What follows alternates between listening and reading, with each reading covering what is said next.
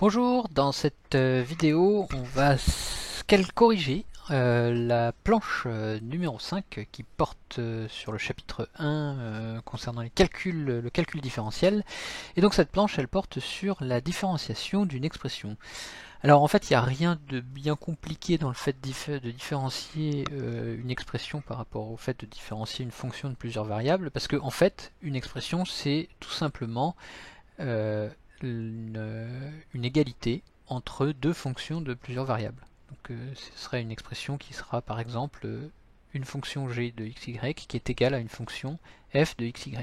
Donc quand on dit qu'il faut différencier cette expression là, ça veut dire qu'il faut calculer la différentielle de g et la différentielle de f, et on peut éventuellement réarranger les termes du résultat, et ce sera toujours valable.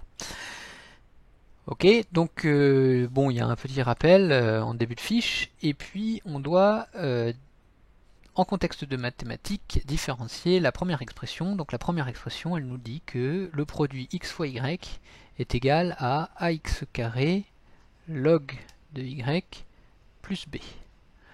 Donc différencier cette expression-là, ça veut dire différencier ce qui est à gauche et différencier ce qui est à droite. D'accord ? Donc on peut même le faire, on pourrait quasiment le faire indépendamment. Donc le produit x fois y, sa différentielle, c'est de la forme u fois v. Hein.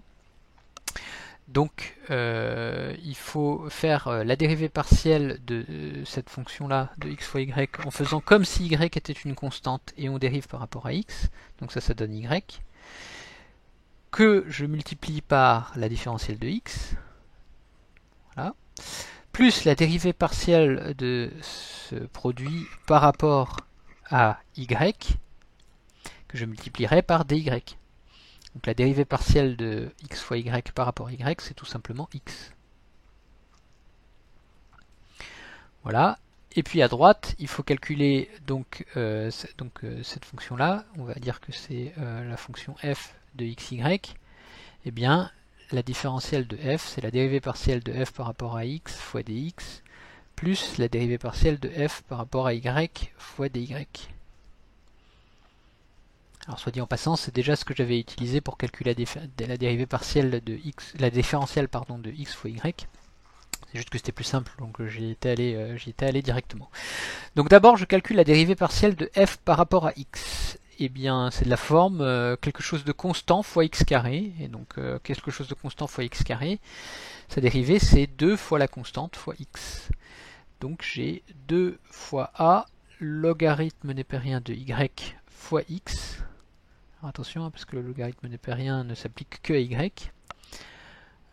Fois x fois dx. Plus la dérivée partielle par rapport à y, c'est de la forme une constante fois le log de y, et on sait que le log de y, ça se dérive, la dérivée du log de y, c'est 1 sur y. Donc c'est plus ax carré divisé par y fois dy. D'accord ? Donc voilà le résultat. Hein, tout à fait acceptable de écrire le résultat sous cette forme-là. Hein. Donc c'est y dx plus x dy est égal à 2a log de y x fois dx plus ax carré sur y fois dy. Alors, deuxième question, on propose de différencier logarithmiquement l'expression y est égal à x plus 3 au cube divisé par 2x plus 1 au carré. Alors, différencier logarithmiquement, ça veut dire que on applique le logarithme népérien avant de différencier. Donc ça veut dire qu'on calcule log de y, on applique le log à gauche et à droite de l'égalité. Donc on a log de y qui est égal au logarithme népérien de x plus 3 au cube divisé par 2x plus 1 au carré. Et bien sûr, en fait, c'est là qu'on va voir toute l'utilité de faire la différenciation logarithmique, c'est que on va pouvoir exploiter toutes les propriétés intéressantes du logarithme, puisqu'on sait que le logarithme d'un quotient, c'est égal à la différence des logarithmes de chaque terme. Donc ici, au numérateur, j'ai x plus 3 au cube, au dénominateur, j'ai 2x plus 1 au carré, et on sait que log de A sur B, c'est égal à log de A moins log de B. Donc en fait, le logarithme népérien de y, là, log de y, c'est égal au log de x plus 3 au cube moins le log de 2x plus 1 au carré. Et là, je vais encore pouvoir utiliser l'autre propriété du log. L'autre propriété du log, c'est que le logarithme népérien de a à la puissance b, c'est égal à b fois log de a.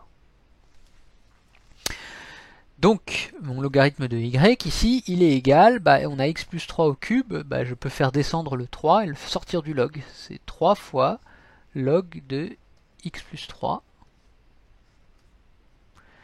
moins, je fais descendre l'exposant 2, moins 2 log de 2x plus 1. Et maintenant, je vais pouvoir appliquer la différenciation. D'accord? Donc, je fais la différentielle de y, d log de y, ça va être égal à 3 d log de x plus 3, moins 2 d log de 2x plus 1. Or, on sait que la différentielle logarithmique d'une fonction f, c'est tout simplement la différentielle de f divisé par f. Autrement dit, quand je vais exprimer ça, la d log de y, c'est dy divisé par y, qui est égal à 3 d log de x plus 3. D log de x plus 3, c'est dx divisé par x plus 3, moins 2 d log de 2x plus 1. D de log de 2x plus 1, c'est égal à 2dx divisé par 2x plus 1. Donc j'ai 2 fois 2 égale 4, moins 4 dx divisé par 2x plus 1.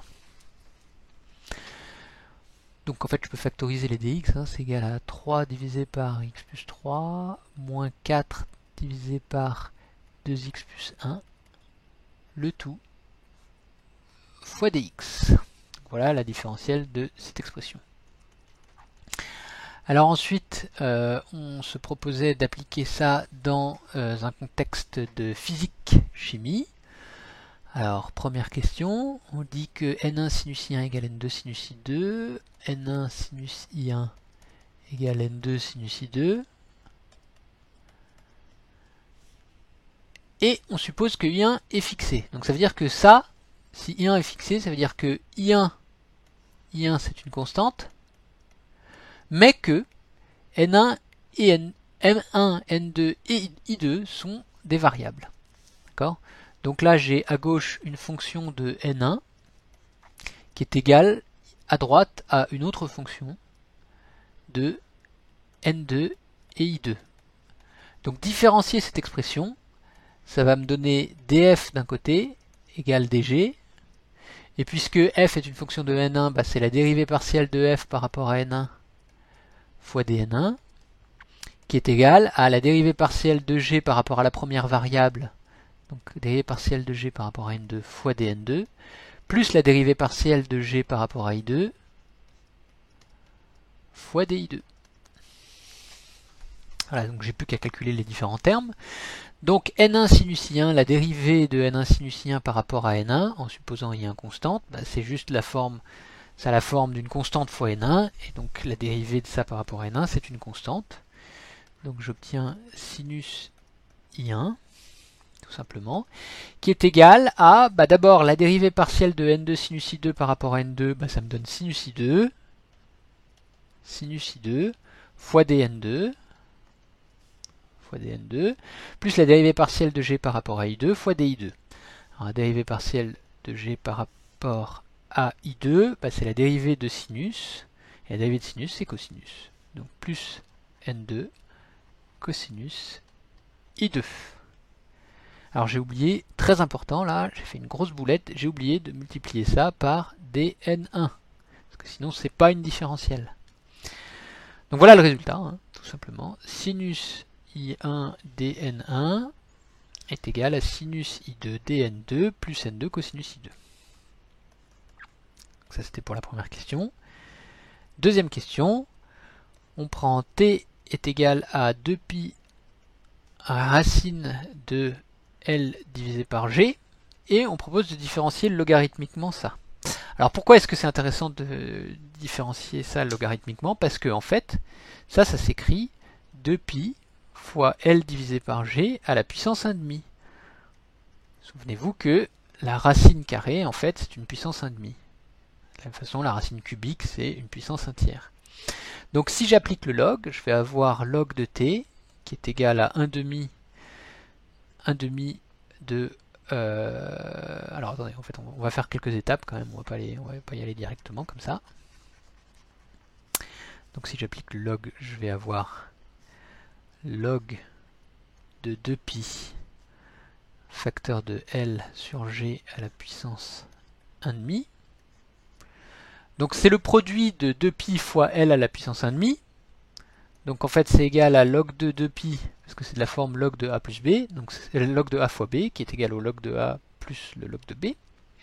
Donc c'est log de 2pi, plus log de L divisé par G à la puissance 1,5. Et on utilise dernière propriété du log, log de L sur G à la puissance 1,5 c'est égal à 1,5 fois log de L divisé par G. Et log de L divisé par G, c'est égal à, donc on a le 1,5, log de L moins log de G. Donc au final, j'ai log de t qui est égal à log de 2pi plus 1,5 log de L moins 1,5 log de G. Et si je différencie ça, 2pi c'est une constante, L et G sont des variables, donc j'ai d log de t qui va être égal à d log de 2pi, c'est 0, plus 1,5 d log de L, moins 1,5 d log de G. Et d log de t, on sait que c'est dt sur t, qui est égal à 1,5 de d log de L, c'est dl sur L, moins 1,5 de d log de G, c'est dg sur G. Donc il y a 1,5 dg sur G. Donc je peux écrire mon résultat sous cette forme-là. dt sur t, c'est égal à 1,5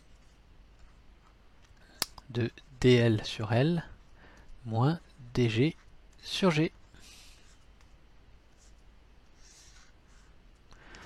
Voilà pour cette vidéo.